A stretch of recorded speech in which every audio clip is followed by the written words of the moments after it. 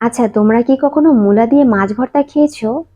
ভর্তাটা খেতে এতটা মজার, তাই তোমাদের সাথে শেয়ার না করে পারলাম না।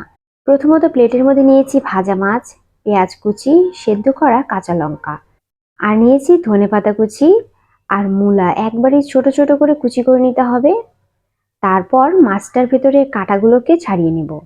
ভালো মতো মাছটা যখন কাঁটা ছাড়ানো হয়ে যাবে, এবারে পেঁয়াজ আর সেদ্ধ মরিচটাকে লবণ দিয়ে মাখাতে হবে। ভালো মতো চটকে নিচ্ছি।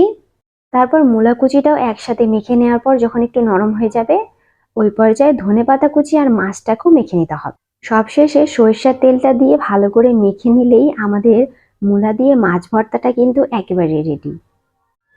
আর এই ভর্তাটা খেতে এতটা মজার, একবার ট্রাই না করে দেখলে বুঝতে পারবে না। ঝাল ঝাল এই মূলা দিয়ে মাছ ভর্তাটা গরম ভাতের সাথে 2 প্লেট ভাত নিমিষে শেষ করে দিতে পারবেন। আর এই ভর্তাটা ট্রাই করার পর অবশ্যই আমাকে একবার কমেন্টে জানাবে। আবারও দেখা হবে নতুন একটা ভিডিও নিয়ে। টাটা।